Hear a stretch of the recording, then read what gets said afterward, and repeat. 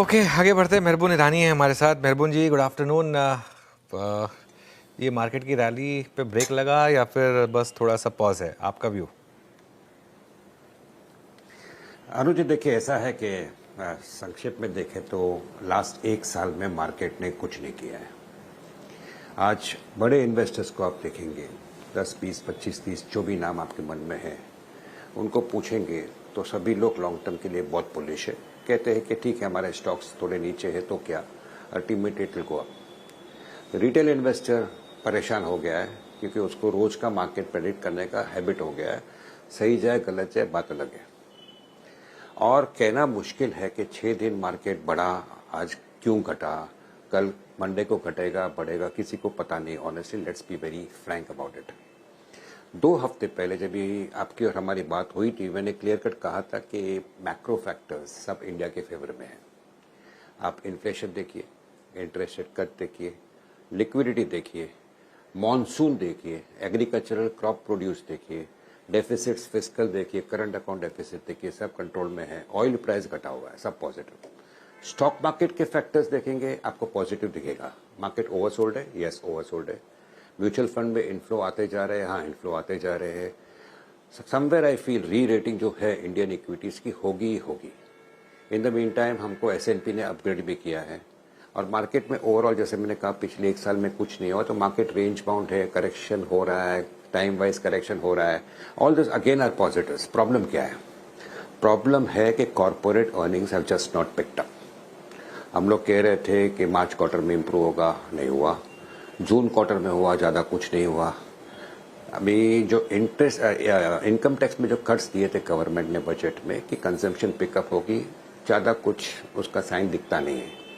लेकिन 15 अगस्त पे prime minister Narendra Modi ji ने जो GST कट अनाउंस किए, रैशनलाइजेशन जैसे कहते हैं, 2 ही मेजरमेंट में होंगे ना, उसके कारण मार्केट इज एन्थ्यूज्ड, और मुझे भी लगता है, शायद आपको भी लगता है कि कंजम्पशन अल्टीमेटली पिकअप होगा, which will be good for corporate earnings.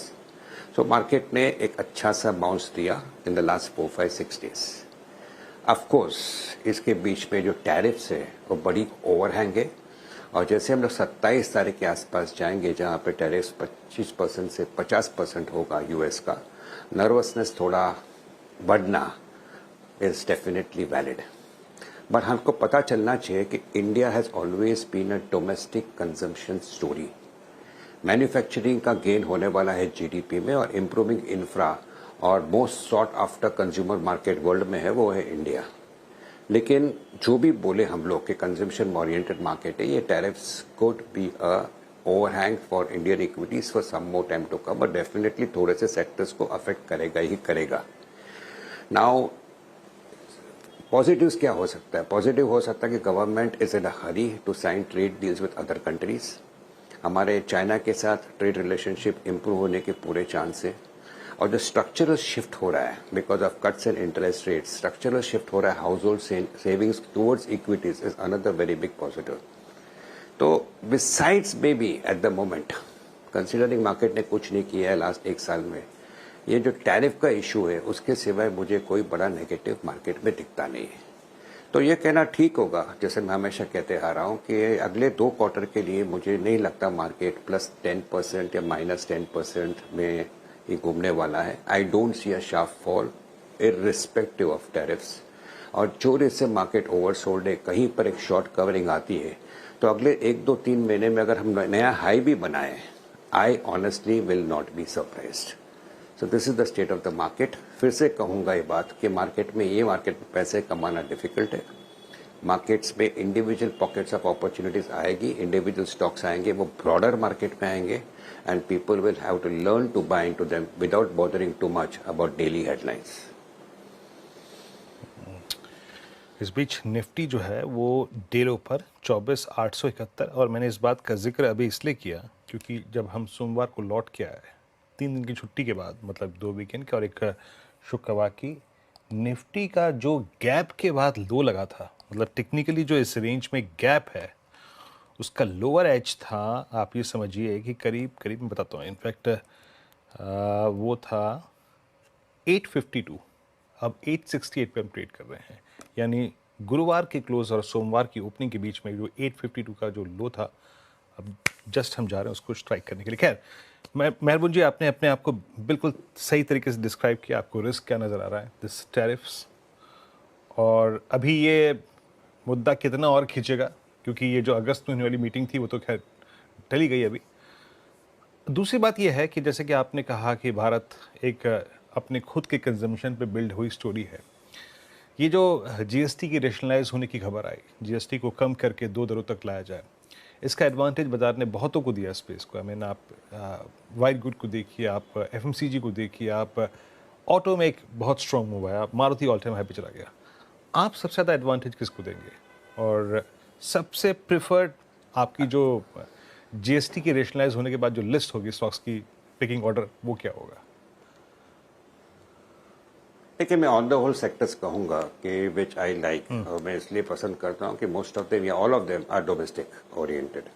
Number one, GST की बात मैं आधे मिनट में करूंगा। पहले ये कि रेलवेज के स्टॉक्स इतनी अच्छी तरह से करेक्ट हुए कि डाउनसाइड लिमिटेड है। 2 हफ्ते पहले मैंने आपको ही कहा था वीरेंद्र जी के मुझे एफएमसीजी अभी पसंद है क्योंकि डाउनसाइड खत्म हो गया है। होगा तो खाली अपसाइड होगा, इन्फ्लेशन नीचे, काफी सारे फूड कमोडिटीज के प्राइस नीचे, मार्जिन्स इंप्रूव होने की पूरी पॉसिबिलिटी है।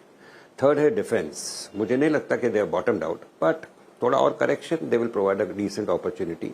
टूरिज्म और होटल्स और एविएशन और एक सेक्टर है जो मुझे पसंद है, तो ये सेक्टर्स मुझे पसंद है। रही बात जीएसटी कट के बाद, आई थिंक हमें देखना पड़ेगा एक्चुअल अनाउंसमेंट क्या आता है कि are they going to keep. For example hotel sector पसंद है, हमेशा पसंद था, अभी भी मैंने कहा टूरिज्म, होटल्स, एविएशन सब पसंद है, but the point is it going to be advantages for hotels जिसकी टैरिफ रेट 7,000 से कम हो या 8,000 से कम हो या 6,000 से कम हो?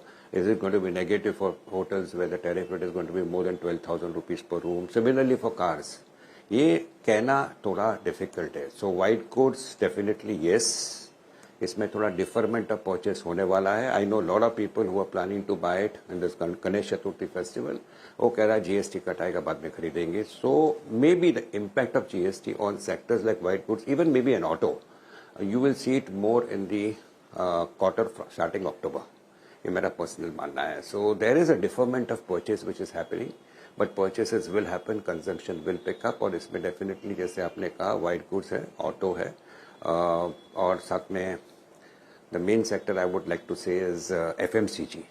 ये सारे सेक्टर्स है which according to me should benefit from the cuts in GST, even though the tariffs or the GSTs which is there could be different depending on the price of the commodity that you are buying. As I mentioned earlier, if you are buying a smaller AC, the GST could be lower. Larger AC, I don't know about it, and we actually will have to wait for that things to happen, and the government is capable of doing such things. ये गाड़ी अगर हो 15 लाख के नीचे तो GST इतना होगा, 15 लाख के ऊपर जीएसटी इतना होगा। तो इन जनरल कहना कि it's going to be very positive for all companies in the sector would not be very fair on my part, but yes, you identified the sectors correct, and I definitely agree with you on that. Mehraboon ji, banks पे क्या view है? Banks क्यों नहीं चल पा रहे हैं, जबकि एक्सपेक्टेशन ये थी कि अगर इकोनॉमी इंप्रूव होगी तो बैंक्स लीड करेंगे उसे, लेकिन सबसे ज़्यादा अंडर परफॉर्मेंस बैंकों की रही है। I think they had done reasonably well, relatively well over the last few months, Anuj ji, और ये मुझे भी लग रहा है कि लास्ट 5-6 दिन से I think Bank Nifty has become a little bit of a drag. So 1 or 2 or 3% correction should not be a problem. I think banking sector में जो problem है ultimately is, and मैं उसको बड़ा problem नहीं मानता हूँ, but market देखती है, every quarter देखती है कि जी NPA कितना है, NPA कितना है, provision कितना किया है बैंक्सों ने, and this quarter was looking a little bit on the higher side. There is a definitely stress, especially in the smaller loans which have been given. Provisions have been higher, but ultimately at the end of it all, credit growth which has been very tepid, hopefully credit growth pick up होगा, अगर domestic consumption pick up होगा, तो somewhere I feel after spending some time at post a little bit of correction, I think banks again will provide an opportunity. और अगर आप मानते हो कि things will ultimately pick up, I think financial sector is the first sector which you should look at positively. अच्छा मेहरबून जी, हर दौर में चाहे वो बहुत एक एग्रेसिव बुल मार्केट हो या फिर इवन एक साइडवेज फेज हो, कुछ सेक्टर्स, कुछ क्लास ऑफ स्टॉक्स जो हैं वो डोमिनेट करते हैं हमेशा। इस बार वो डोमिनेट करने की टेंडेंसी नज़र आ रही है न्यू एज स्टॉक्स में। Look at eternal at all time high, Nykaa में एक फिर से मूव आया है, मतलब लिस्टिंग के काफ़ी समय बाद। इक्का दुक्का डिसअपॉइंटमेंट वाली स्टोरी भी है मेरे ख्याल से, ओला इलेक्ट्रिक आप देखिए तो। आपका ये न्यू एज स्टॉक्स में सबसे कन्विक्शन वाला कोई ट्रेड अगर हो, या फिर इन्वेस्टमेंट कॉल हो, या फिर सिमिलर नोट पे क्लाइंट से बातचीत हुई हो, ऐसा कुछ है क्या? नहीं, ऑनेस्टली नहीं। आई थिंक पार्टिसिपेट करना पड़ता है बिकॉज मार्केट अगर उन लोग को रिवॉर्ड करता है, you can't go on saying कि I don't want to understand this company, how can the market cap of Eternal be more than the market cap of some other much bigger names. Hindustan aeronautics से ज़्यादा market cap अगर Eternal का होता है। I think I don't try to justify all this things. मैं कहूँगा कि somewhere ये जो न्यू एज स्टॉक्स जो इससे बढ़ते हैं, वो इससे मुझे लगता है कहीं पर उम्र बढ़ रही है मेरी, because I am not able to keep pace with all of them.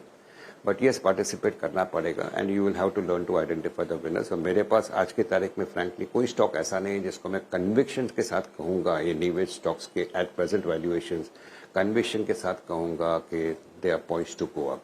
I know some funds are bought into some decent companies here and there on the whole business wise, but financially मैं justify नहीं कर पा रहा हूँ most of them। तो मैं नहीं कहूँगा कि मैं नेगेटिव हूँ न्यू एज स्टॉक्स पे, मैं कहूँगा कि मैं थोड़ा से अच्छे लोग जो न्यू एज टेक्नोलॉजी के स्टॉक्स को पसंद करते हैं उनसे मैं थोड़ा पीछे हूँ, क्योंकि I am not able to catch up as to why they are able to justify buying into the stocks at the present values. मुझे मोस्ट ऑफ देम एक्सपेंसिव लगते हैं।